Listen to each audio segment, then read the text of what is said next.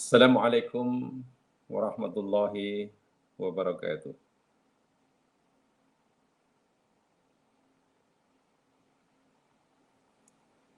Alhamdulillah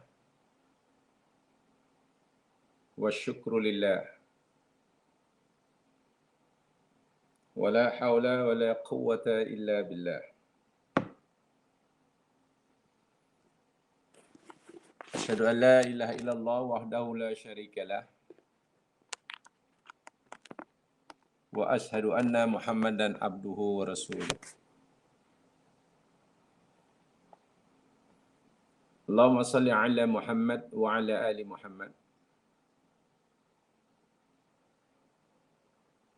Kama sallaita ala Ibrahim wa ala ali Ibrahim. Wa barik ala Muhammad wa ala ali Muhammad. Kama barakta ala Ibrahim wa ala ali Ibrahim. Fil alamin innaka Hamidum Majid. Raditu billahi rabba wa bil islami dina wa bi Muhammadin nabiyya wa rasulah.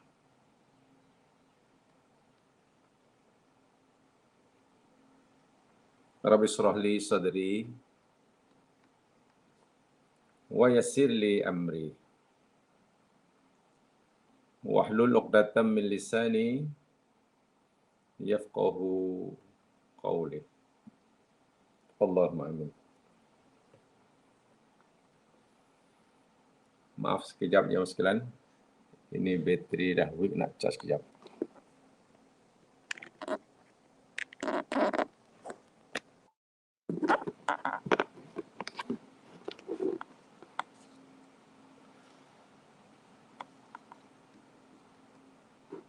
Okey.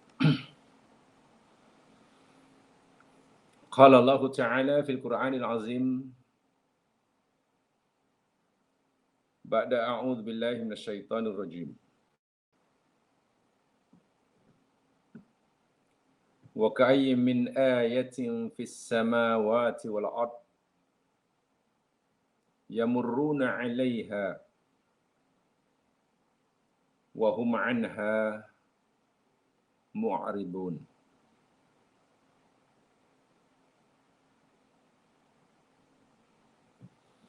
Surah Yusuf ayat 105 yang bermaksud dan betapa banyaknya ayat-ayat kebesaran Allah yang berada di beberapa langit dan bumi, yang mereka selalu melaluinya, menyaksikannya berulang-ulang. Pagi menyaksikan, petang menyaksikan, pergi menyaksikan, balik dari program menyaksikan ayat tersebut yang terbentang di langit dan di bumi. Malangnya. Wa hum anha mu'ridun. Sedangkan mereka berpaling, memalingkan diri daripadanya. Tidak juga menghiraukannya dan memikirkannya.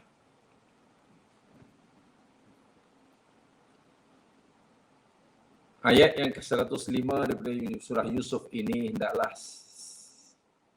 sentiasa kita jadikan peringatan buat kita yang mungkin sering kali, acap kali tidak memperhatikan, tidak menghiraukan, tak kisah tentang ayat-ayat kebesaran Allah yang Allah perlihatkan, Allah pertontonkan di hadapan kita setiap saat, di langit dan di bumi. Bahasa mudah. Setiap kali mata kita memandang, apapun yang kita pandang, yang kita lihat itu adalah ayat kebesaran Allah. Apapun suara yang kita dengar, itu ayat kebesaran Allah. Apapun yang kita pegang, yang kita bahkan melihat diri kita daripada hujung rambut hingga hujung kaki, itu ayat Allah. Sekarang saya sedang bercakap, itu pun ayat Allah.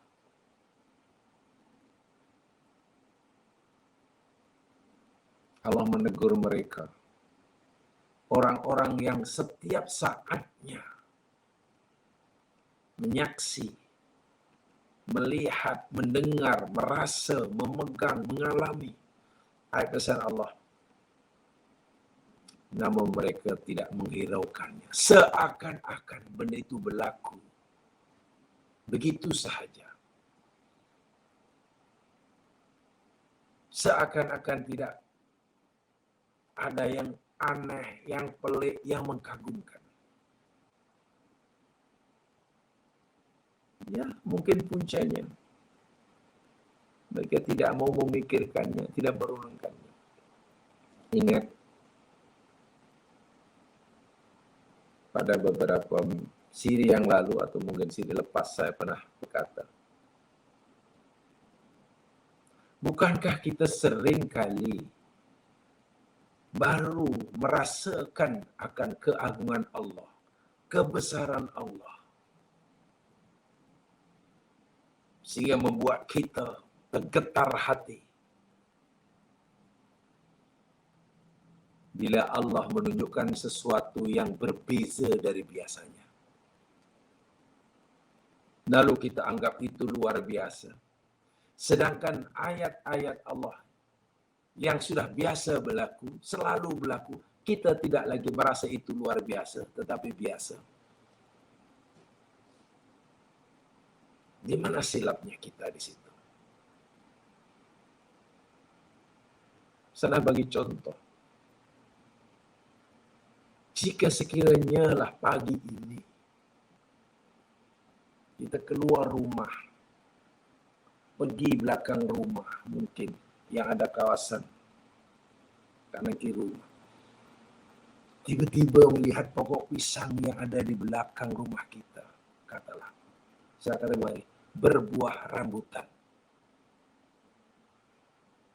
Bergetar jiwa kita ya sekalian. Meremang bulu rumah kita. Tak tahu berapa kali kita kata Allahu Akbar, Subhanallah, Allahu Akbar. Begitu nampak, begitu jelas tanda kebesaran Allah. Ketika Allah menghendaki, katalah pokok pisang berapa belakang rumah kita, tiba-tiba berbuah rambutan. Karena tak biasanya kan. Tapi pernahkah kita, bahkan selalukah kita, atau seringkah kita merasa begitu kagum, tergetar hati kita, wajilat al-qulub, bila kita melihat pokok pisang berbuah pisang, rambutan berbuah rambutan, matahari terbit di timur, terbenam di sebelah barat petang hari, kan kadang terasa apa-apa. Walhal, apakah kita hanya merasakan kehebatan Allah Subhanahu wa taala, ayat Allah, bila Allah tunjukkan pokok pisang berbuah rambutan, tetapi kita tidak merasakan kehebatan Allah. Ketika Allah menciptakan pisang berbuah pisang, rambutan berbuah rambutan, matahari terbit timur. Inilah surah Yusuf ayat 105 ini. Saya pikir ini teguran yang sangat-sangat keras dan jelas daripada Allah. Kenapa kamu berpaling? Kenapa kamu menunggu? Baru menyadari akan kuasa aku, kata Allah. Bila kamu melihat sesuatu yang menurut kamu tidak biasa, tidak mudah memang ya sekalian untuk sentiasa mengagumi ayat Allah di alam semesta ini, walaupun ia berlaku setiap hari dan biasa. Jangan-jangan kekaguman kita kepada ayat Allah belum sampai ke hati yang paling dalam. Kata seorang intelektual muslim, jangan-jangan kekaguman kita pada Allah tu hanya baru sampai pada otak. Belum sampai kepada fuad. Ibarat makanan yang itulah makanan yang paling sedap pertama kali makan. Tak tahu dia cakap apa mungkin. Sedapnya. Maklum saraf lidah yang merasakan sedapnya makanan pertama kali kita makan. Bagi maklumat kepada otak melalui jaringan saraf yang sangat kompleks. Lalu otak menyimpulkannya dan terkejut karena baru pertama kali. Iya sedap, kata otak. Merinding kita. Melihat pemandangan kali pertama kita sampai sebab itu. Hebat. Tapi coba makan makanan itu. Yang kita kata paling sedap. Makan sehari 3 kali selama 1 bulan. Apakah kita merasakan kelezatannya macam kita memakannya kali pertama? Tidak kan? Ada sebulan, dah biasa. Tempat ni mula-mula datang tak boleh tidur. Sayang nak tidur kerana sangat cantik, sangat indah pemandangannya. Duduk di situ 1 bulan. Buka mata 24 jam tengok. Jemu. Kata seorang cedikan muslim. Itu kagum. Dan kagumnya kita baru sampai ke sini. Sehingga mudah imun. Bila berulang-ulang melihat jadi dah biasa. Biasalah. Matahari terbit di timur. Pagi hari dan terbenam di sebelah barat. Biasalah. Kita boleh tidur kemudian jaga. Biasalah. Itu ada pokok durian, berbuah durian. Biasalah mangga manis, cili pedas. Jangan-jangan rasa kekaguman kita itu baru di sini sehingga kita jadi imun. Lidahnya biasalah, memanglah cili pedas. Otak kita tak terkejut karena sudah biasa. Tetapi kalau karena kagum itu dah sampai ke dalam hati jamaah sekalian, walaupun 1 hari berkali-kali merasakannya, setiap saat menyaksikannya, kekaguman itu akan berterusan. Inilah yang dimaukan oleh Allah. Mengagumi ayat-ayat Allah itu hendaklah bukan sekadar dengan akal fikiran, tapi hendaklah masuk. Sehingga, saya ulangi lagi sekali, jika kita mampu mensinergikan antara otak berfikir, memikir, lalu menemukan kebenaran, lalu serahkan pada hati untuk jadikan bahan mempertimbangkan, meyakini. Paduan antara tafakur dan tadzakur. Kerjasama dan paduan antara berfikir, logik, dengan kecerdasan intelektualnya, dengan kehebatan IQ-nya, bekerja sama, menyatu dengan kecerdasan spiritualnya. InsyaAllah sedikit demi sedikit. Peristiwa di alam semesta, ciptaan Allah yang hari-hari kita lihat, pasti kita akan tergetar hati kita, akan tetap melihat kuasa Allah ada di situ, walaupun setiap saat kita melihatnya. Tidaklah kita merasakan kuasa Allah sehingga tergetar hati hanya apabila Allah menghendaki sesuatu yang berbeza dari biasa. Cili, manis luar biasa. Tebu, pedas luar biasa. Baru, Allah. Mungkin kita masih taraf itu. Sebab itu, saya mengajak diri saya sendiri. Tujuan kita belajar tafakur ulama ini agar kita benar-benar tidak termasuk orang yang ditegur oleh Allah melalui salah satu ayatnya, Yusuf 105. Jamaah sekalian, alhamdulillah.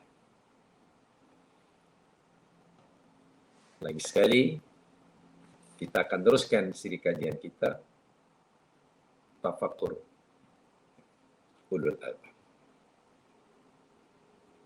Saya persilakan pada mereka yang telah memiliki bukunya, dan saya fikir memang ya jamaah elok jamaah memiliki bukunya ya, memiliki ini notanya ini, karena itu ada ayatnya dan banyak ruang-ruang kosong ya. Ini ada ruang kosong. Boleh catat di situ. Kod-kod, ada yang berjamaah, ada sesuatu yang perlu direkodkan. Kod-kod tidak ada lah. Kalau tak ada, tak apalah. Kod-kod ada yang perlu direkodkan. InsyaAllah akan memberi manfaat. Sehingga kita,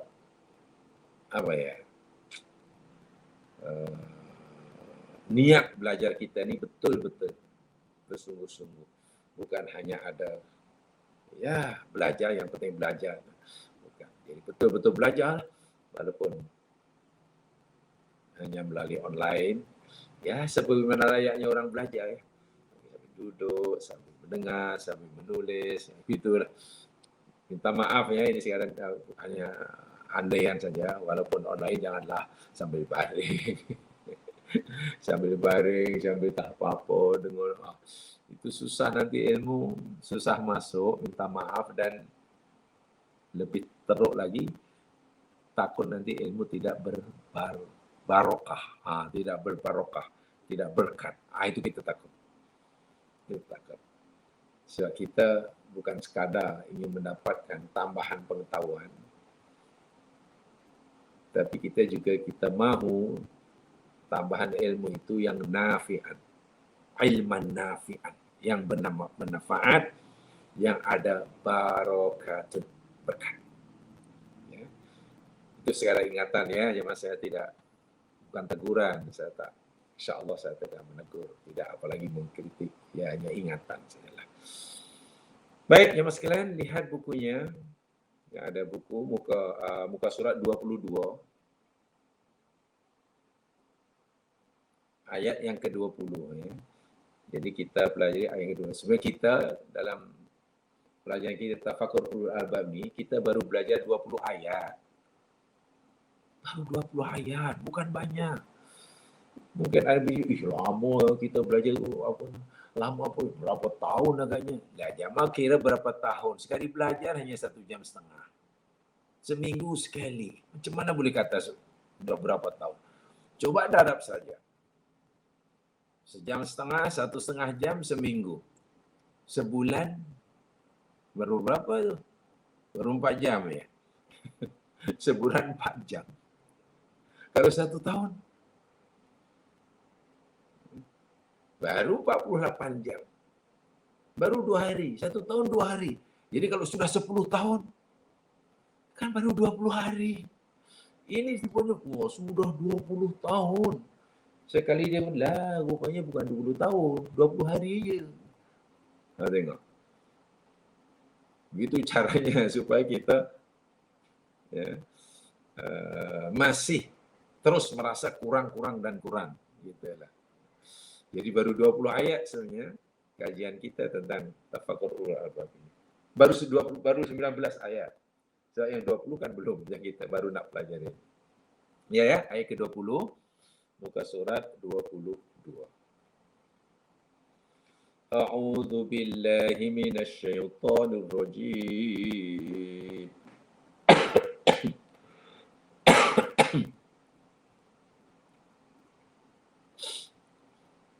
مثل الذين اتخذوا من دون الله أولياء كمثل العنكبوت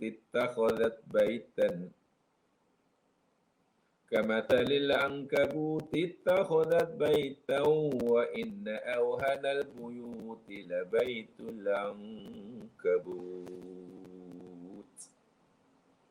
لو كانوا يعلمون. Perumpamaan, misalan, bandingan orang-orang yang menjadikan selain Allah sebagai pelindung, sebagai kasih, sebagai Tuhan. Ya, bahasa mudahnya lah perumpamaan bagi orang-orang musyrik. Yang mengaplikan diri kepada selain Allah atau menjadikan selain Allah sebagai Tuhannya. Kamathalil ankabut, seperti mana perumpamaan lebah. Lebah ke laba-laba? Laba-laba, lebah. Laba-laba, lebah. Nahal. Ini laba-laba. Spider lah. Ittakhadhat baitan. Laba-laba yang membuat rumah.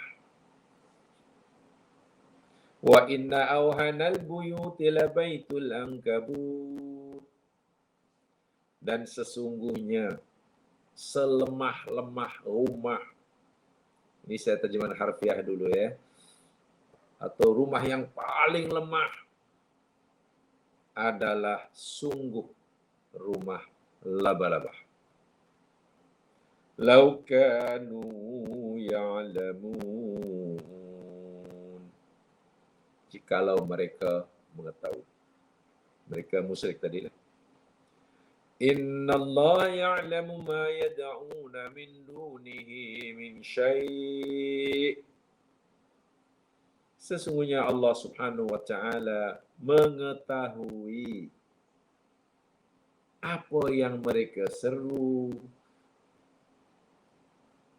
sesuatu yang mereka seru selain Allah itu. Wa huwal azizul hakim. Dan dia Allah itu maha perkasa, lagi maha bijaksana.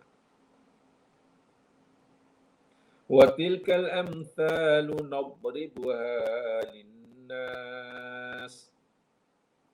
Itulah perumpamaan yang kami buat bagi manusia. Kami buat perumpamaan ini untuk kepentingan nas.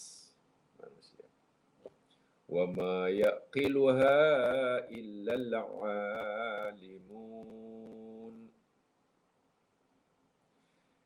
Dan tidaklah memikirkan akannya kecuali orang-orang yang berilmu.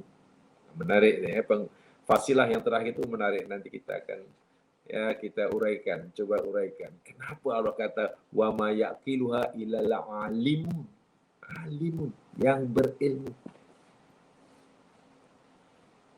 yang punya ilmu, yang punya semangat tinggi untuk mengetahui.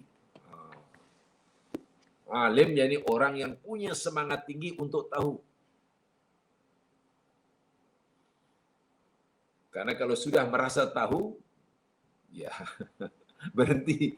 Kalau orang sudah merasa tahu, cukup tahu, dia pasti akan berhenti untuk tahu. Karena merasa sudah tahu. Begitu orang sudah merasa tahu, saat itulah ia sudah berhenti jadi orang pandai. Kata orang bijak, tanda orang bodoh, jika ia sudah berhenti untuk tahu. Itu tanda orang bodoh. Baik, jamaah sekalian, ayat ini yang ada dalam surah Al-Ankabut, benar-benar ayat yang paling sesuai, sangat sesuai untuk kita bicarakan dan kita jadikan tajuk di bawah penjaraan kita, yakni tafakur ulul albab. Karena ayat ini yakni cerita tentang Al-Quran wa ilmul hayawan. Ayat ini cerita tentang ayat Quran dan ilmul hayawan. Ilmu hayawan bahasanya yakni zoologi. Jadi ayat ini cerita Al-Quran dan zoologi. Zoologi nama zoologi. Itu bahasa setakat yang saya tahu lah, itu gabung itu bahasa Greek tu. Bahasa Yunani. Daripada dua kalimat, satu yakni zoon, Z-O-O-N, zoon, yang maknanya binatang, hewan, binatang, dan logos, yang artinya perkataan ataupun ilmu. Jadi zon logos, mana ilmu, pengetahuan berkaitan dengan hayawan, binatang. Ya, orang putih akan bertukar jadi zoologi. Sebenarnya zon, Z-O-O-N, dan logos, L-O-G-O-S. Satu bidang biologi, yang lebih tahu daripada saya, bidang biologi yang mengkaji tentang binatang, hayawan. Dan dipercayai sebenarnya kajian tentang zoologi ini secara ilmiah dan dilakukan dengan bersungguh-sungguh belum lama aja Mas Lan. Dipercayai ia dimulakan atau bermula sejak abad yang ke-16 Masehi yang lalu. Belum lama. Kajian biologi tentang zoologi ini dilakukan secara ilmiah dan lebih bersungguh-sungguh oleh manusia, ya bermula abad yang ke-16 Masehi yang lalu. Ya belum lama lah kiranya. Quran turun abad yang ke-7 kan. Sudah beri. Jamaah sekalian, kenapa saya katakan ini adalah ayat yang sangat sesuai untuk kita fikirkan, untuk kita bicarakan berkaitan dengan tajuk kita tafakur ulul albab. Ingat ya, ini surah Al-Ankabut. Cerita Al-Ankabut ini, laba-laba ini ada dalam surah Al-Ankabut. Ya, sebagai pengetahuan sahaja ya sekalian, surah Al-Ankabut ini kalau kita tengoklah daripada susunannya dalam Al-Quran ya, dipanggil tartibus suwar. Fatihah, Baqarah, Al-Imran, An-Nisa, Maidah dan seterusnya ya. Ya ini surah yang ke-29 susunannya dalam Al-Quran. Tetapi dari segi tartibun nuzul maknanya susunan mengikut turunnya Al-Quran. Kan Al-Quran yang pertama turun bukan surah Al-Fatihah, surah Al-Alaq kan, Iqra bismi rabbikal ladzi khalaq. Surah kedua turun bukan Al-Baqarah. Dari segi turunnya ayat, yakni surah Al-Kabut ini dipercaya oleh para ulama tafsir, yakni surah yang ke-85. Surah yang turun yang ke-85. Tetapi di dalam Al-Quran diletakkan dalam urutan surah yang ke-29. Itu ilmu yang tersendiri, saya yakin yang belajar ilmu tafsir tahu lah tuh. Ya. Ini sebagai pengetahuan, jadi yang belum tahu, ya belajarlah ilmu tafsir. Saya sengaja sebut ini karena manalah tahu ada jamaah yang belum tahu, karena itu kaitan dengan ilmu tafsir, tolong ikuti kelas ilmu tafsir. Banyak peluang yang diberikan, yang ditawarkan. Dan belajarlah ilmu tafsir nanti karena kan Masya Allah makin cinta kepada Al-Quran.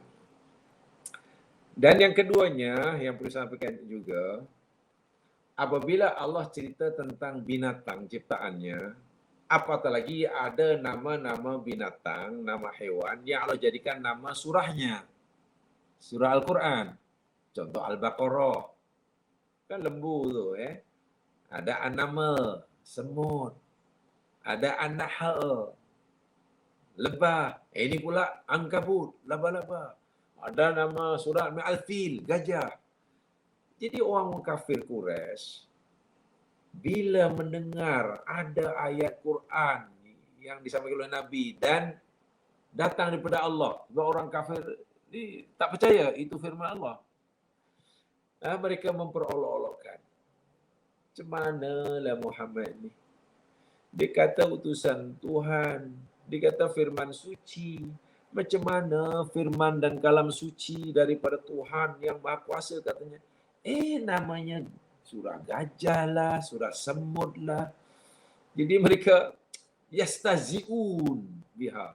Mereka memperolok-olok. Jadi bahan ketawa lah. Ada ke nama surah, nama firman Allah gajah, surah gajah, surah semut, surah laba-laba, apa ke benarnya? Lalu Allah jawab, Allah respon sifat penolakan dan ejekan orang kafir ini dalam surah Al-Hijr ayat 95. Dalam surah Al-Hijr ayat 95 Allah kata inna kafainakal mustahzi'in. Muhammad, jangan sedih. Jika orang kafir peli, mengolok, mengejek, meremehkan, mentertawakan firmanku yang kamu sampaikan, yang aku beri nama gajah, semut, lembu. Ya udahlah, inna kafainaka. Aku yang akan melindungimu. Sudah. Pelindunganku kepadamu cukup, wahai Muhammad, untuk menghadapi mustahzi'in. Jadi kamu tidak perlu khawatir. Celaan bagi mereka tidak akan memberi kesan buruk sikit pun pada dirimu sebagai nabiku, pada wahyuku yang aku sampaikan. Nilai kebenaran firmanku yang aku sampaikan mereka tidak akan berkurang sikit pun, walaupun mereka meremehkannya. Kenabianmu dan kerasulanmu pun tidak terjejas sama sekali, walaupun mereka memperlekehkannya. Inna kafainakal mustahzi'in. Itu jawaban Allah ada dalam surah Al-Hijr. Surah Al-Hijr ayat 95 kalau saya tidak salah. Nah, ini penting. Kenapa jemaah sekalian? Di dalam ayat ini Allah Subhanahu wa taala membuat perumpamaan. Tapi ingat ya, kalau perumpamaan itu Allah yang buat, memang betul-betul ada persamaan. Ada wajhut tasbihnya. Kita mungkin buat perumpamaan, kadang-kadang tak ada pun wajhut tasbih. Mungkin hanya untuk memudahkan kita memahami. Kamu tahu, inilah misalan lah, katalah umpamanya ada umpamanya. Misalan lah saya ini kaya, punya macam-macam, punya itu. Kan saya boleh beli apa-apa. Itu misalan. Contoh itu kan, coba. Kan sebenarnya hanya, kalau contoh itu kita yang buat, ya mungkin macam apa pengajarannya. Misalan lah saya jadi orang kaya, macam-macam ada. Saya boleh beli itu, saya boleh buat itu. Itu misalan kita. Tapi bila Allah bagi misalan, perumpamaan, Allah samakan dengan B. Itu betul-betul ada persamaannya. Hanya saja ini susah kita nak memahaminya. Bila kita memahami benda ini susah. Baru kita mudah memahaminya bila Allah samakan dengan bi. Yang bi ini mudah difahami. Jadi bila kita faham bi, mana yang Allah masukkan itu sebab ada persamaan.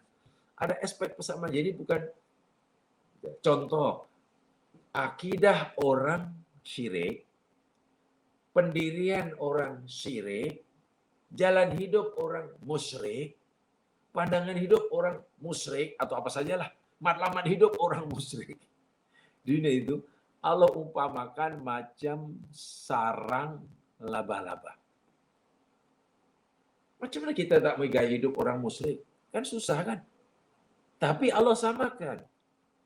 Sebab itu kalau kita ingin memahami kepribadian orang musyrik, matlamat hidup orang musyrik, kekeluargaan orang musyrik, atau apa saja, cara berekonomi orang musyrik, cara berumah tangga orang musyrik, terlalu luas. Untuk kita memahami, coba Allah kata, coba kamu kaji sarang laba-laba. Laba-laba dan community dia. Masyarakat laba-laba. Termasuk sarangnya. Dan ini boleh dikaji. Karena ini berada depan mata kita. Nah ini, jadi ayat ini betul-betul mencabar kita, mencabar pikiran kita. Minta maaf lagi sekali saya sampaikan, walaupun saya sering menyampaikan. Ayat yang seperti ini jamaah sekalian, Allah tidak hanya menyuruh kita meyakini dan mengimani kebenarannya. Betul, kita yakin, wajib meyakini kebenaran, tapi Allah tidak hanya menyuruh kita meyakini akan kebenarannya. Lebih daripada itu, Allah menyuruh kita memikirkannya. Sebab itu ayat itu juga ila alimun, alim. Ingat, satu di antara pengertian alim yang saya faham ya ini, orang alim ini yakni orang yang keinginan, punya keinginan yang kuat untuk tahu sesuatu. Punya keinginan yang kuat untuk mengetahui hakikat sesuatu. Itu alim. Daripada kalimat alimah, ilmu. Ilmu itu yakni pengetahuan tentang hakikat sesuatu. Itu ilmu. Kalau kita melihat pokok, katakanlah, itu apa tuh? Oh, itu rambutan. Oh, itu durian. Oh, itu pokok kelapa. Oh, itu apa? Langsat. Oh, itu pisang. Oh, itu papaya. Itu sebenarnya kita belum punya ilmu. Kita baru dikatakan punya ilmu tentang pokok pisang bila kita tahu hakikat pisang itu. Mulai pada asal-usulnya, pada benihnya, punya macam mana boleh ini, boleh ini. Dan itu perlu kajian yang mendalam. Memang mungkin kita tidak mampu. Tapi itulah ayat ini. Dan Allah telah memberi kita alat. Allah telah berikan kita peranti namanya otak.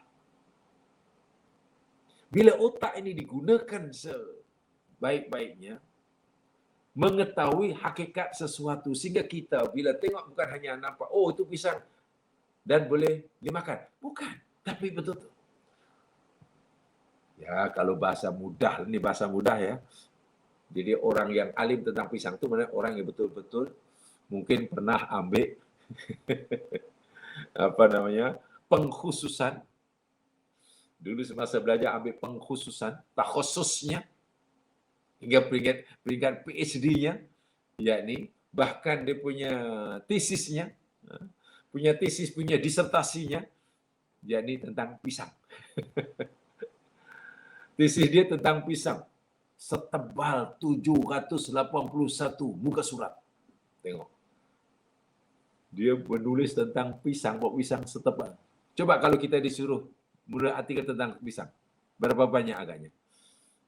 Mungkin setengah surat pun tak mesti pisang. Pisang adalah pokoknya. Ya mungkin. Karena dokter ini dokter pakar, namanya pakar pisang. Mana orang berilmu ini. Bahkan mungkin boleh memberi penjelasan pada kita. Kenapa manisnya pisang tak sama dengan manisnya jambu? Wah, Itu alim. Dan untuk jadi orang macam alim itu, pertama mesti punya keinginan yang kuat untuk tahu benda yang dia belum tahu. Karena ilmu yakni mengetahui hakikat sesuatu. Dalam ayat ini, kalau kita nak tahu kepribadian orang musyrik, gaya hidup orang musyrik, kekeluargaan orang musyrik, ekonomi orang musyrik itu, susah. Macam mana hakikatnya? Nah, Allah suruh kita memikirkan, melihat tuh koloni labah-labah yang dengan sarangnya. Kalau kamu kaji itu, dan itu boleh dikaji. Boleh bawa ke makmal, boleh. Kesimpulan daripada kajian terhadap laba-laba dan sarang laba-laba dan koloni masak laba-laba, baru kita, oh macam ini rupanya. Tenang ke tak tenang masyarakat laba-laba? Aman ke tak aman? Tentram ke tak tentram? Bahagia atau tak bahagia masyarakat laba-laba? Kita dapat lihat nanti. Kalau kesimpulan, oh masalah baru masalah yang paling, masalah binatang, kalau bilang yang paling tidak tentram, tidak aman, ya ini masalah laba-laba. Allah nyalakan rumahnya, rumah bangunan yang paling lemah. Oh ya memang betul. Nah macam itulah hakikat kehidupan orang musyrik. Begitu maksudnya. Jadi sangat-sangat penting. Sebab itu saya kata tadi, ayat seperti ini Allah tidak hanya suruh kita meyakini dan mengimaninya, tetapi Allah suruh kita memikirkannya. Sehingga iman kita kepada ayat-ayat seperti ini, firman Allah ini berdasarkan ilmu. Kan hujungnya ilal alimun. Kan? Sebab itulah sarjana-sarjana kini, ya seperti mana yang selalu saya sebutkan ya, ada tafsir saintifik dipanggil. Jangan dianggap asing ya. Oh, macam mana tafsir saintifik itu? Ada ke tafsir saintifik? Takkan tak cukup dengan tafsir yang dah ditinggalkan? Bukan begitu maksudnya ya. Jangan begitu. Ya, tafsir itu ya ini banyak sarjana sana bergabung tenaga dengan pelbagai latar belakang pendidikan dan kepakaran menguraikan ayat-ayat kauniyah dalam Al-Quran. Jadi ayat hukum tidak sentuh karena dia bukan bidangnya. Ya, contoh ayat ni ayat kauniyah yang sekalian. Kalau ingin kepastian, coba ayat ini dikupas oleh ulama ahli hukum hakam. Ayat ini juga dikupas oleh ulama ahli akidah. Ayat ini diuraikan oleh ulama sarjana sains yang hebat. Ayat ini juga dikupas oleh seorang intelektual, pakar dalam bidang zoologi, khasnya bidang laba-laba. Sakit jamaah akan mendapatkan pencerahan yang berbeza-beza. Saya yakin. Walaupun perbezaan pencerahan yang diberikan oleh pelbagai pensarah tadi, mungkin semuanya betul. Karena yang satu melihatnya dari aspek hukumnya. Yang satu aspek akidahnya betul. Karena memang ayat Quran itu kaya dengan pengajaran. Bahkan Nabi dahulu mengajar sahabat serentak itu. Akidahnya ada, syariahnya ada, ihsannya ada. Iman, Islam, ihsan di kan begitu pada zaman Nabi. Sehingga sahabat kalau mendengar Nabi sarahan istilahnya lah, sahabat tak bilang, Nabi petang ini kelas apa ya? Akidah ke tajwid? Pada zaman Nabi tidak ada orang tanya macam tu. Nabi ajar tafsir ke atau ajar hukum hakam ya? Tak. Serentak. Karena memang aspek akidah, aspek syariah, aspek ihsan itu tak boleh dipisahkan. Itu kehebatan orang dahulu. Nah sekarang karena ilmu makin modern, makin maju, Allah bagi makin banyak, ya adalah takhas. Oh, dia itu bidang dia, yakni kepakarnya bab ilmu hayawan, zoologi, ilmu hayawan. Lebih khusus lagi tentang laba-laba. Coba dengar. Kalau adalah katalah sarjana itu dan tolong disuruh uraikan ini. Saya yakin kita akan kagum. Kagum dari uraiannya yang kita mungkin tak pernah dengar daripada penafsir-penafsir yang lain yang mungkin tidak menguasai dari aspek itu. Inilah. Jadi ayat ini sebetulnya lebih ditujukan pada mereka yang punya kepakaran dalam bidang zoologi. Saya tak kata ahli syariah tidak boleh menguraikan, bukan begitu.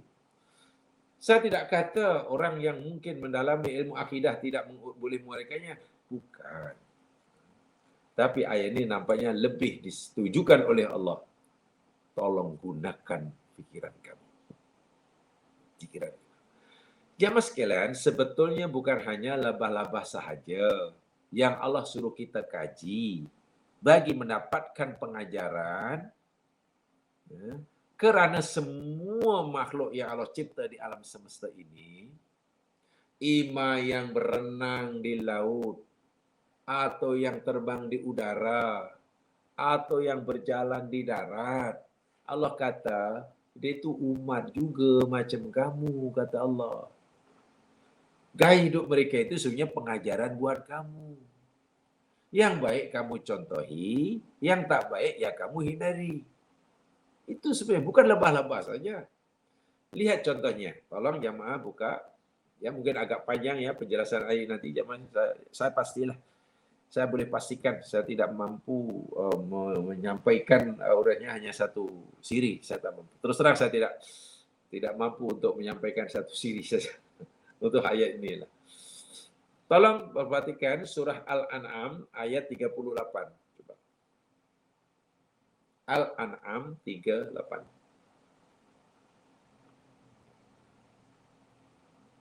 Ya. Saya katakan, yang Allah suruh kita ambil pelajaran, pengajaran, bukan hanya dari labah-labah sahaja. Karena keteladanan yang Allah suruh kita ambil dari semua makhluknya, ima yang ada di laut, atau terbang di udara, atau yang berjalan di atas daratan. Lihat surah Al-An'am ayat 38.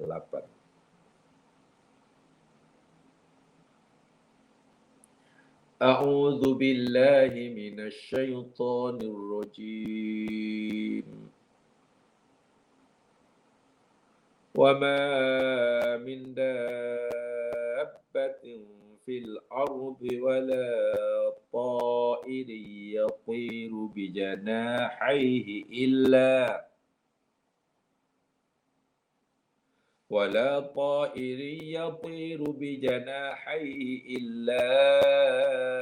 أُمَمٌ أَمْثَالُكُمْ مَا فَرَّطْنَا فِي الْكِتَابِ مِنْ شَيْءٍ ثُمَّ إِلَى رَبِّهِمْ يُحْشَرُونَ. Subhanallah, Allahu Akbar. Wa ma min dabbatin, dan tidak ada seekor pun makhluk yang melata, yang bergerak.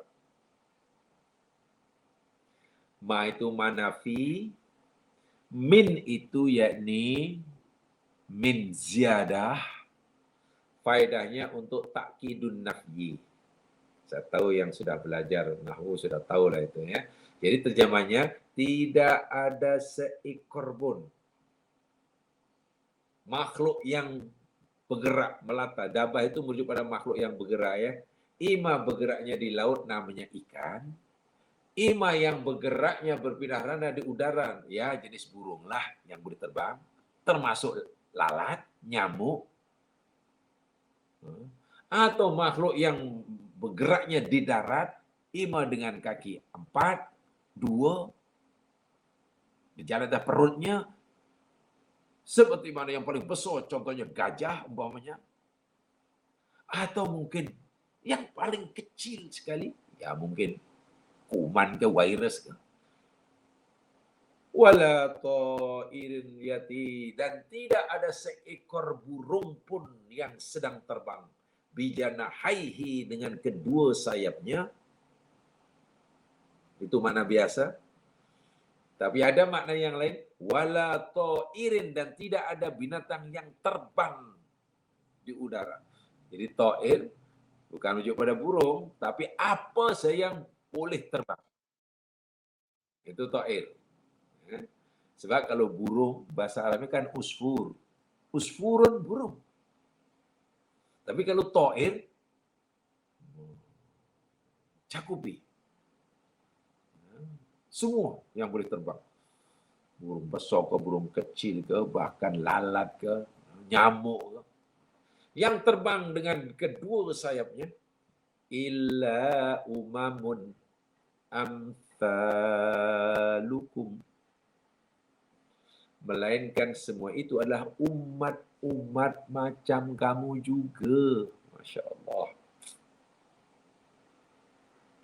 Jika kita ini disebut sebagai umat manusia, mereka pun juga layak dipanggil umat. Umat apa? Umat burung.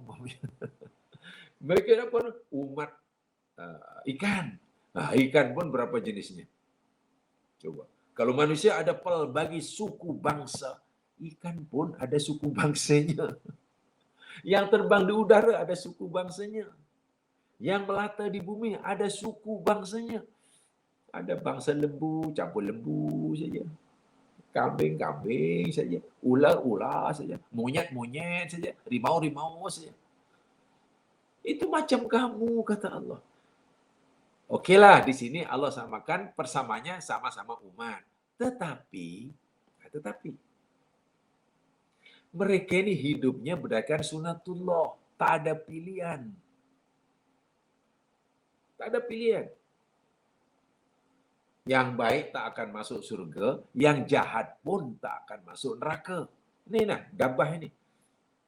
Karena berdasarkan sunatullah tak ada pilihan. Yang baik tak masuk surga, yang jahat pun tak masuk neraka. Rimau mangsa yang lain tak akan masuk neraka lah. Rimau yang sedang mengasihi anaknya, burung yang kasihan, prihatin, ambil berat, tanggung jawab pada anaknya, tak akan masuk surga. Kita umat juga, tapi kita diberi pilihan. Mau pilih yang baik silakan, mau pilih yang tak baik pun silakan, tapi ada balasan. Nah, agar kita ini kaya dengan contoh,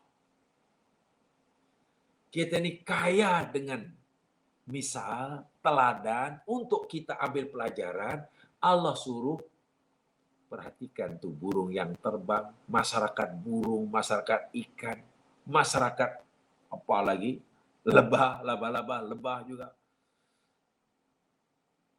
Ada yang masyarakat sangat teratur, baik. Kamu contohi, Allah kata. Ada di kalangan masyarakat binatang nih, umat yang nama binatang, contohnya ankabut, gaya hidupnya yakni tidak baik. Masyarakat ini masyarakat yang penuh penindasan dan kezaliman. Yang mampu bertahan yang hidup jadi yang kuat, yang lemah mati awal. Mati awal. Itu tak baik. Gaya hidup ankabut tak baik. Tetapi walaupun tak baik, ya mereka tak masuk neraka sebab Allah kata aku yang menghendaki, yang menciptakannya. Hanya saja aku suruh kamu mengambil iktibar. Gaya hidup ankabut jangan kamu contohi. Gaya hidup nahlun, lebah, itu Pak contohi. Itu maksudnya. Tapi untuk mendapatkan contoh yang baik, pengajaran yang baik daripada hayawan, ya perlulah kita mempelajarinya. Gitulah. Bukan hanya melihat, oh itu cantik burung itu. Warnanya cantik. Bukan sekarang macam tu. Oh itu tak cantik itu, menakutkan tu. Komodo tu menakutkan tu. Agak-agak itulah binatang purba yang masih hidup. Ya bukan segala itu. Ada tanda kuasa Allah. Gaya hidup mereka yang Allah tetapkan, boleh kita contohi. Gaya hidup mereka yang Allah telah ciptakan, kehendaki mereka, kita mesti hindari. Faham ya? Ma farratna fil kitab min syai'. Kami tidak meninggalkan, mengabaikan sedikit pun dalam kitab Quran ini. Lengkap dengan pengajaran. Apa saja yang diperlukan oleh manusia untuk membolehkan hidupnya bahagia dunia akhirat. Quran ada panduannya. Apa saja perbuatan, amalan, jalan yang bila dilalui oleh manusia akan menjerumuskan di dalam neraka. Quran juga sudah terangkan. Ma farratna fi kitabis syai'. Tsumma ila rabbihim yuhsyarun. Jamaah yang dirahmati Allah sekalian. Baik. Sekarang mari kita terus kembali kepada ayat yang menjadi tajuk hari ini. Yakni Al-Ankabut. Baik, terus ya kepada itu tadi ya supaya kita lebih meluas ya, pemahaman kita. Ya mas sekalian, ayat ini tadi saya katakan bahawa gaya hidup, cara berfikir, pandangan hidup masyarakat mereka, cara berkeluarga mereka, cara berekonomi mereka, berjiran, bermasyarakat mereka, orang musyrik itu Allah samakan dengan gaya hidup masyarakat Ankabut. Mari kita pelajari. Lalu apa dan bagaimana masyarakat Ankabut? Lebih-lebih lagi rumah Ankabut. Kan Allah nyatakan tadi ya, kamathalil Ankabut, seperti mana perumpamaan laba-laba dalam arti ittakhadat baitan, yang buat rumah. Ya, kalau Ankabut namanya sarang lah. Ya, kalau Ankabut namanya sarang. Ya mas sekalian, sebelum itu saya ingin menyampaikan maklumat saintifiknya terlebih dahulu. Maklumat saintifik berdasarkan ayat ini. Ijaz ilminya, aspek kemukjizatannya, ayat inilah, ayat ini. Karena ayat ini sangat penting, yakni Allah perumpamakan orang yang musyrik itu yang mengharapkan Tuhan-Tuhan yang mereka sembah itu akan dapat menolong mereka, mengabulkan hajat mereka. Itu saya seumpama Ankabut yang buat rumah dah. Daripada ya benang-benang yang halus yang nampaknya lemah. Benang sutra yang halus yang keluar daripada perutnya lah. Lemah. Baik, mana wajud tasbihnya? Yang pertama, coba perhatikan di dalam ayat tadi. Allah berfirman, kama thalil Ankabut ittakhadat baitan. Saya tunjukkan apa ini aspek mukjizatnya dahulu ya. Karena ini firman Allah, jadi ada maklumat yang ada di sebalik kalimat yang digunakan. Kama thalil Ankabut ittakhadat baitan. Seperti mana seperti mana Ankabut yang telah buat rumah, sarang. Coba perhatikan kalimat ittakhadat. Ittakhadat itu jamaah sekalian, semua kita tahu itu yakni fi'il madhi untuk mu'annas. Betul ya? Fi'il madhi untuk mu'annas jamaknya ittakhadat. Sebab kalau mudzakkar ittakhadha. Tak ada tak kan? Karena ada tak maknanya mu'annas. Jamaah yang dirahmati Allah sekalian. Saya kata tadi, maklumat ini Allah telah sampaikan 14 abad lebih yang lalu. Ya, 14 abad yang lalu. Sedangkan hakikatnya baru diketahui oleh kita hari ini. Ya benar, akhir-akhir inilah, abad akhir-akhir ini. Apa dia? Ittakhadat baitan. Dia membuat rumah. Ittakhadat itu mu'annas. Pertanyaannya, betulkah yang bertugas melakukan membuat sarang itu hanya jenis laba-laba yang betina, yang jantan tak pernah membantu? Jawabannya iya. Subhanallah. Quran ini memberitahu kita bahawa hanya labah-labah betina saja yang membuat rumah. Dari mana kita tahu? Allah kata ittakhadat. Ittakhadat. Ini dia. Unsal ankabut hiya allati tansajil bait wa laysa dzakar. Ini saya baca Arabnya ya. Bahwasanya labah-labah yang betina sahajalah dan bukan labah-labah yang jantan yang menganyam, membina, menyambung benang-benang sutra yang keluar daripada perutnya untuk jadi sarang. Pusingannya mengiri ya. Oh, kalau macam ini jamaah melihat mengiri ya. Ini saya kalau mengiri. Oh, sebab ini sebenarnya mengiri, tapi jamaah melihatnya macam ke kanan kan. Jadi pusingan tawaf tu lah buatnya. Macam orang tawaf. Tidak ke kanan. Ya, lebih tepatnya macam semua pergerakan yang ada alam semesta. Mulai pada alam mikro di luar sana, mikrokosmos, hingga pada alam yang mikrokosmos, yakni pusingan dalam atom kita. Atom pun bergerak itu. Ada titik pusatnya dan semua bergerak. Dan pusingnya mengiri. Sehingga laba-laba betina yang membuat sarang itu pun mereka masih begini. Tak ada menganan, tak ada. Semua mengiri. Carilah apa saja di alam semesta. Itu mujizat yang luar biasa itu. Sehingga orang lomba basikal di velodrome. Orang lomba lari di stadium. Lari 400 meter, 1000 meter dan stadium. Tengok, pasti pusingannya mengiri. Mengelilingi stadium itu mengiri. Tak ada yang menganan.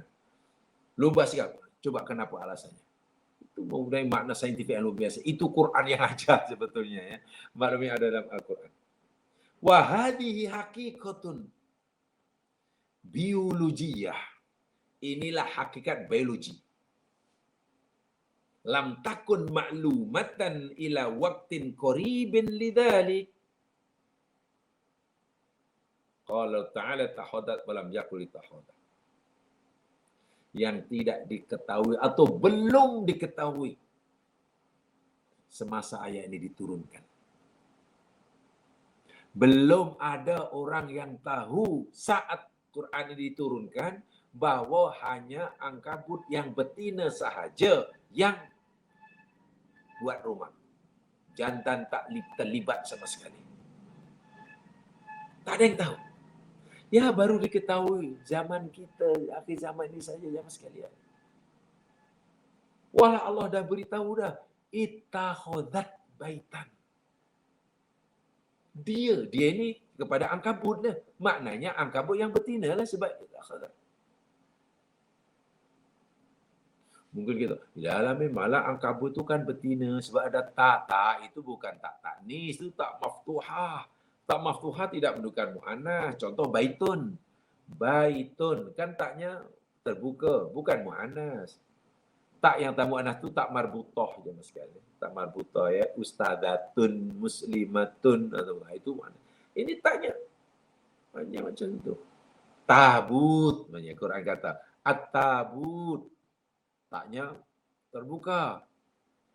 Itu bukan mu'annas. Jadi kalau bukan mu'annas, kenapa ittakhadat? Ya karena yang membuat sarang hanya yang betina. Allah dah beritahu 14 abad lebih yang lalu. Semasa Allah beritahu hakikat kauniyah ini, tak ada siapa yang tahu. Mungkinkah Nabi Muhammad yang mengarang kitab seperti ini? Tidak mungkin. Nabi seorang ummi, tak pernah baca, tak pernah menulis, apalagi mempelajari kitab-kitab yang ada waktu itu. Kalaulah ada kitab-kitab yang ada sebelum Nabi Muhammad, pun Nabi tak pernah baca. Kalau yang mereka yang baca pun tak pernah pun cerita tentang perkara ini. Ini pertama. Ini namanya mukjizat. Bukti nyata bahawa yang kita baca ini adalah betul-betul firman Allah yang disampaikan kepada kita melalui Nabi. Nabi hanya penyampai kepada kita.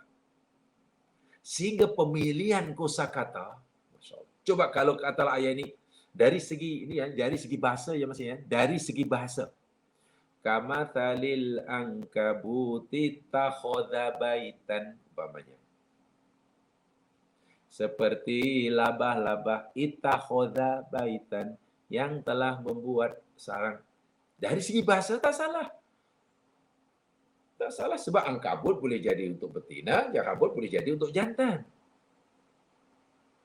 Kalimat angkabut ni betina pun boleh, jantan pun boleh. Jadi jika sekiranya ittakhadha pun boleh dari segi bahasa. Tak salah. Tapi ini bukan hanya cerita bahasa. Allah hendak memberitahu kepada kita tentang hakikat kauniyah.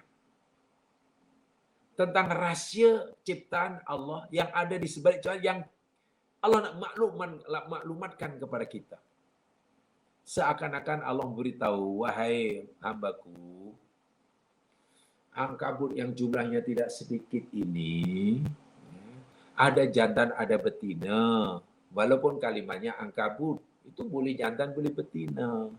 Tapi aku kata Allah nak beritahu kamu, yang punya tugas 100% buat rumah, mengawal rumah dan bla bla bla bla itu hanya yang betina. Itu yang Allah, dan Allah maklumatkan ini sudah belasan abad. Tetapi tidak atau belum diketahui saat itu, baru ketahui hari ini. Patutlah Allah kata, tak ada siapa yang mengetahui ilal alimun. Kan hujung ayat tadi dari ilal alimun, hanya orang alim. Coba katakanlah tidak ada orang yang ingin tahu hakikat ini. Tidak ada orang yang cuba memikirkannya lebih jauh lagi, mengkaji. Ya sampai hari inilah tak ada yang tahu bahawa hanya betina yang buat. Tengok bagaimana Islam menggalakkan umatnya untuk mencari, menggali. Kalau saya boleh gunakan bahasa yang mudah lah ya Mas. Islam benar-benar agama yang sangat memberi galakan kepada umatnya untuk memajukan apa yang kita panggil sekarang sebagai R&D. R&D ya namanya. Research and Development. Kajian dan pengembangan ya. Kami dahulu, kalau bahasa saya ni, Islam amat menggalakkan yakni badan-badan litbang. Litbang. Litbang itu penelitian dan pembangunan. Itu terjemahan bahasa jiran bahasa Indonesia bagi R&D. Research and Development. Penelitian, kajian. Tanpa R&D. Bila lah aktiviti R&D berhenti je mas sekalian, ayat Allah yang begitu terang dan jelas tidak akan diketahui oleh siapa pun hingga bila-bila pun. Jika membaca Al-Quran itu ibadah dan dapat pahala, insya-Allah. Walaupun tak mengetahui maknanya, dan semua itu yakin, takkanlah orang yang mengkajinya coba mendalami maksud yang ada di dalam ayat tersebut, menghabiskan sekian masanya, tenaganya untuk menumpukan pada R&D-nya sehingga menemukan hakikat di sebalik ayat yang dikajinya, takkan tak dapat pahala. Jika membacanya saja walaupun tak faham dapat pahala, takkan yang berjaya telah mengkajinya dan tak dapat pahala? Mustahil lah. Bahkan saya menyatakan, menurut keyakinan saya, orang-orang Muslim yang mengkajinya sehingga mengetahui akan hakikat kauniyah yang ada di sebaliknya ibarat firman Allah tu, pahalanya lebih besar daripada kita yang mungkin hanya membacanya. Tapi tengok apa yang berlaku dalam dunia Islam. Mana yang lebih ramai di kalangan umat Islam yang sekarang berapa jumlahnya? 3 bilion. Ada 3 bilion atau berapa? 3 bilion ke 2 bilion lebih. Okeylah, berbilion lah. Dari sekian bilion umat Islam hari ini, mana agaknya lebih ramai? Yang mengkajinya atau yang mengajinya? Yang mengkaji atau yang mengaji? Ya, mungkin kita dengan jujur mengatakan, ya, yang mengaji lagi banyak. Mengaji itu membaca lah. Ngaji. Yang mengejar itulah. Sebab yakin membaca Quran dapat pahala. Betul. Nabi beritahu. Yatluna, kita membaca, kita Allah. Wah, pahala betul. Itu tak dinafi. Tapi bukan itu isunya. Saya kata, kalau membacanya saya walaupun tak faham dapat pahala. Kan kalau pahalanya satu longgok umpamanya. Bagaimana orang Muslim yang mengkajinya, memahaminya hingga mendapatkan maklumat saintifik di sebaliknya. Dan orang mengkaji pasti sudah membaca lah. Tak mungkin orang yang mengkaji ayat tak pernah membacanya. Berbeza dengan orang yang membaca, belum tentu mengkajinya. Tentu pahalanya berganda-ganda. Berganda-ganda. Dia terlibat dalam R&D ni. Nah ini yang perlu kita tinggalkan. Dan lihat sajalah. Allah tidak hanya menjanjikan ganjaran di akhirat. Tapi Allah juga akan menjanjikan reward di dunia. Apa ganjaran Allah yang Allah berikan kepada umat Islam yang rajin mengembangkan aktiviti R&D ini? Ilmu. Dengan ilmu, hidup makin selesa. Penemuan-penemuan baru. Dan lihat sajalah negara-negara maju hari ini. Negara-negara yang mungkin 50 tahun yang lalu hancur. Jepun tu kan hancur zaman sekarang. Ya, tahun 1943 ke apa? Jepun kan hancur. Dibom oleh tentera sekutu Amerika dan sekutunya. 2 bom atom jatuh di Hiroshima dan Nagasaki. Lebur tu. Jadi generasi baru 2 kota hancur lebur. Siapa yang mampu membayangkan Jepun bangkit sehingga menjadi gergasi? Saya tidak cerita Muslim atau tidak ini. Saya cerita tentang berkat ilmu. Itu pasti hasil R&D mereka. Hasil daripada alim. Allah mencabarkan alim.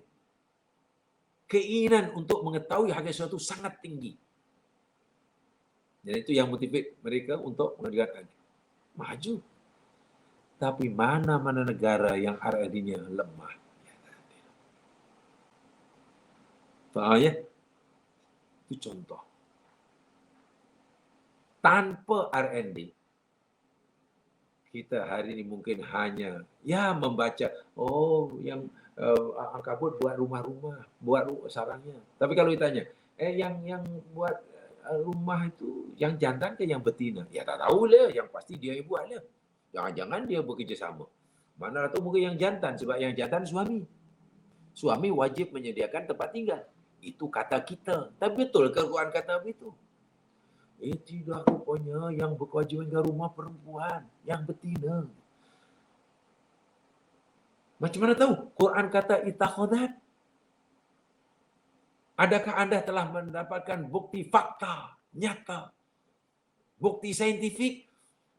Ya, saya sudah yakin tapi belum melihatnya. Tak apa, sudah yakin dahulu. Tapi masih kurang lagi karena belum lihat faktanya. Coba kalau orang yang sudah melihatnya. Itu saya kata ibu hari. Mungkin kita tak mampu, betul. Mengkaji mungkin tak mampu, tapi tolonglah ingatkan kita masing. Kalaupun kita tak mampu melakukan R&D sendiri, tolonglah peruntukkan masa untuk membaca hasil kajian orang yang mampu. Sehingga ilmu mereka itu dapat kita pindahkan, kita transfer ke diri kita dan akhirnya saya tahu. Karena membaca hasil orang yang dah. Itu yang pertama aja Mas Kira. Ini luar biasa. Bisa tuh ya. Baitul aku ittahodat baitan. Yang kedua, Baitul Ankabut huwa ab'adul buyuti an sifatil bait bima yalzimul bait min amanin wa sakinah. Yang sekalian, ini bukan pada saya, ini saya baca daripada ilmu hayawan. Ya. Ada kitab yang nama ilmu hayawan berkaitan dengan binatang. Jadi kitab dikarang oleh orang Islam, tapi bukan kitab tentang akidah, bukan tentang syarak, bukan halal haram. Ya, kan ilmu Islam itu sangat luas, apalagi Quran. Ya. Jadi ilmu tentang rahasia-rahasia hayawan lah. Dan semuanya itu ya ini karena si pengarang ini tergerak hatinya ya oleh ayat-ayat seperti ini. Itu masa menuntut dahulu lah ya. Diwajibkan bagi belajar siapa yang mengaji belajar khususan khas tafsir hadis ya. Itu wajib itu. Apalagi dalam bidang tafsir, bukan hanya ayat akidah, ayat syariah, ayat hukum makam, ayat bahkan nih yang kauniyah nih, diwajibkan tuh. Dan sebenarnya saya katakan terus terang lah, saya terus terang daripada sekian subjek tafsir, ayat-ayat akidah ke ayat-ayat, ya semua wajib dipelajari lah kerana lulus kan. Tapi yang paling minat daripada minat ayat-ayat kauniyah, tak tahu macam mana. Ayat kauniyah, paling minat sungguh. Dan ayat-ayat berkaitan dengan hati. Tapi ayat akidah kena lulus juga lah. Ayat hukum hakam, babi haram, ya kena lulus lah. Macam mana kisah dulu, tarikh tasyri' al-islami, sejarah pembentukan Islam, contohnya pengharaman tahrimul khamri, sejarah pengharaman arak tu macam mana ayatnya, itu kena tahulah, itu kait dengan tarikh tasyri' al-islami. Ya, insyaAllah dengar sekali atau baca sudah fahamlah yang itu. Ayat pertama turun ini, kedua ini, masa turunnya ini, masyarakat masih begini, insyaAllah fahamlah tu.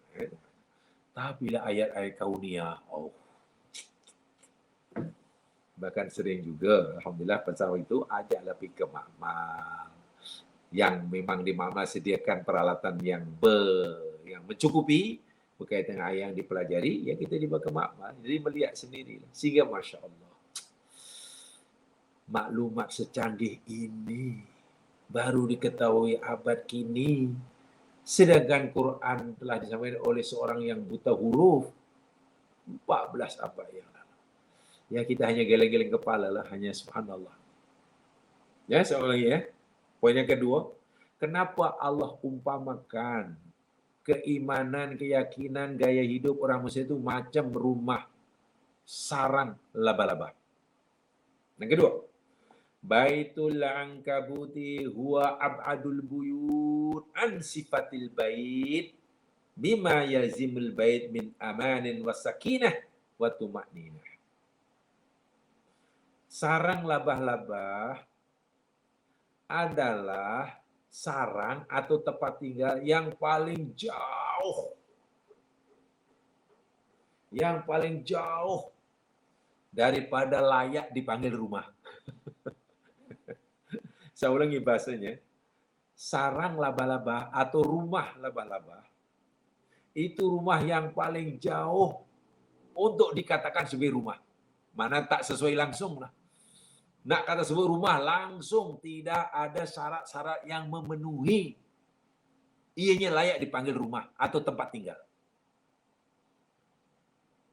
Yalah, kalau rumah itu jamaah sekalian, kita buat rumah atau apa saja binatang buat rumah pasti kita yakin tujuan maklamanya jadi untuk dapatkan tempat tinggal yang aman. Keamanan. Sakinah, tenang. Tumakninah, tentram. terlindung daripada bahaya. Bila hujan, tak basah. Bila panas dari matahari, tak kepanasan. Bila sejuk, tak kesejukan. Itu kan fungsi rumah. Sesederhana pun rumahnya masih pasti itu. Ular itu buat rumah dan lubang, katak dan lubang. Sarang lebah-lebah itu paling canggih ya. Sarang lebah, lebah, paling canggih. Itu rumah tercanggih. Burung, Allah, buat rumah daripada kayu, bahan kecil-kecil. Jadi cantik dan duduk di dalam.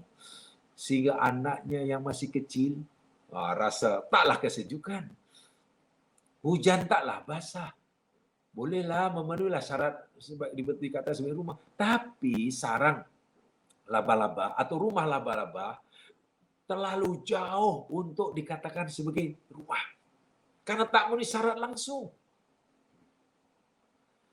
Nak dikatakan sebagai pelindung diri, gimana melindungi diri, hujan kehujanan, panas kepanasan. Nak ajarkan untuk menjaga keselamatan dirinya. Keselamatan apa? Dia duduk di rumah terdedah 24 jam. Nak katakan tak tumakninah, tak tenang. Nanti kita akan buktikan. Tenang atau tidak tenang selabah-labah ini walaupun sudah punya syarat. Nanti kita, sebab ayat ini benar-benar, saya minta maaf, terpaksa cakap secara pribadi, terlalu subjektif barangkali. Termasuk ayat yang paling kami minati dalam masa menuntut. Masa masih belajar tafsir itu termasuk ayat yang paling diminati ayat ini. Apatah lagi memang persarannya seorang saintis muslim yang masih banyak ilmu. Dr. Samsul Arifin, saya masih ingat. Saya sangat menghormati beliau, saya sangat ilmunya banyak. Backgroundnya sekolah pondok. Kitab sudah, kata orang kitab sudah dilahapnya lah, namanya pondok. Apa disebut? Betul belajar akademik, lulus, masuklah. Belajar. Masuk universiti, bukan urusan agama, ke agama sudah cukup. Apa namanya? Yang berkaitan dengan ilmu alam. Dipanggil ilmu alam waktu itu ya, kalau sekarang panggil sains lah. Ya, guys, jadi orang pandai, maka sempat ilmu pelajaran ke banyak negara di luar negeri. Tak salah yang terakhir dia belajarnya yang di Belanda, di Leiden University, di Hague, Den Haag. Orang Belanda panggil Den Haag, mungkin Jawa panggil The Hague, orang putih panggil The Hague. Oh, Masya Allah kalau menerangkan ayat-ayat Quran dan keunikan, termasuk ayat ini. Jadi karena luar biasa dan boleh dibuktikan depan mata sehingga menarik pelajar. Sarang lebah, rumah laba-laba maksudnya. Rumah laba-laba. Rumah laba-laba. yakni rumah yang terlalu jauh untuk disebut sebagai rumah. Terlalu jauh untuk dikatakan berfungsi seperti rumah, layaknya rumah. Rumah binatang sekalipun. Subhanallah. Dan Allah umpamakan gaya hidup orang musyrik itu macam sarang laba-laba. Nah, di mana persamaannya? Ini yang kita akan kaji nanti. Ini yang kita akan tafakuri. Ini yang kita ingin tahu itu. Falaka belum saya taqtulu dzakaraha pada ayat laka wa taqul Allahu akbar walillahil hamd.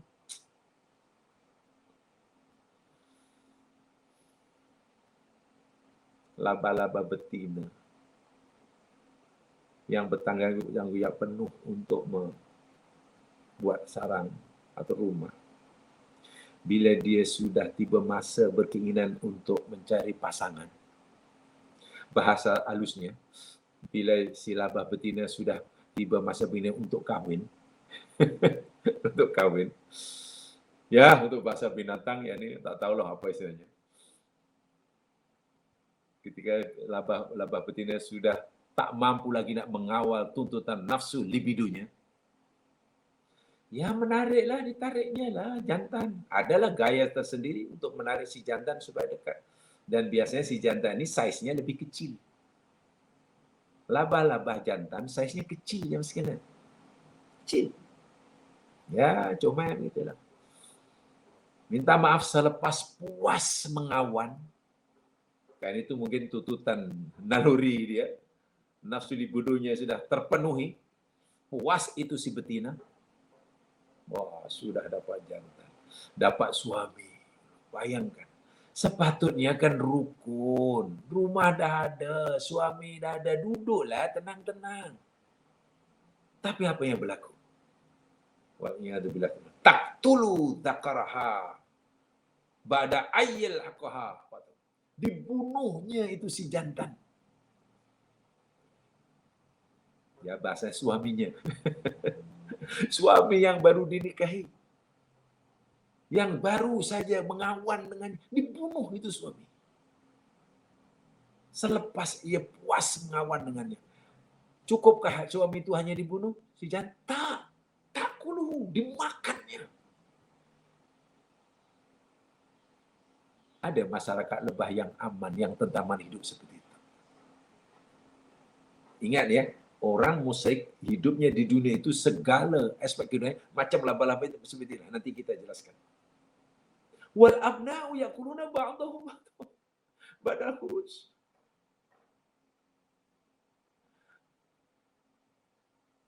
Anak laba-laba ini tidak sedikit ya Mas kan. Tuh zuriatnya banyak. Berpuluh-puluh. Tapi yang kekal hidup membesar hanya boleh dibilang dengan jari. Sebagian besar mati.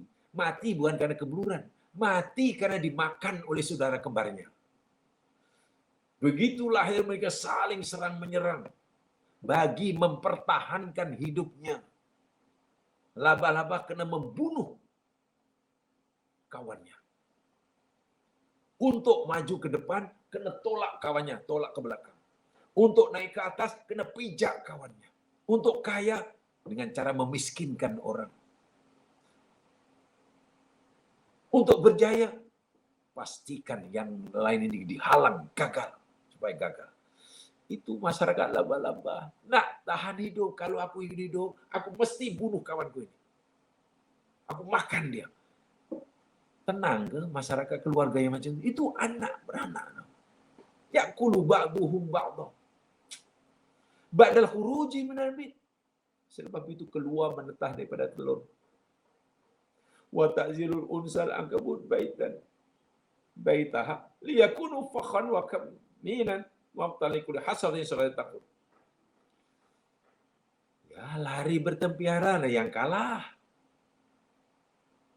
Yang kalah lari. Dahlah bila makin besar tu perkembangan saiznya tak sama. Yang betina makin besar macam. Ya, yang betina karena sudah menang dan besar duduk di rumah, duduk aja. Adik-beradik yang jantan keluarlah lari. Dia tak ada rumah karena dia tak boleh buat rumah. Rumah itu kan keluar daripada benang yang keluar dari perutnya. Yang jantan tak keluar. Ringkas kata, sistem kekeluargaan dia hancur lebur. Sistem masyarakatnya hancur lebur. Ingin kaya boleh. Tapi dia ingin kaya dengan cara memiskinkan orang. Itu adalah fikrah laba-laba. Ingin maju ke depan berjaya sila. Tapi dengan cara yang sehat. Cara macam mana supaya tahu? Selagi uang ini.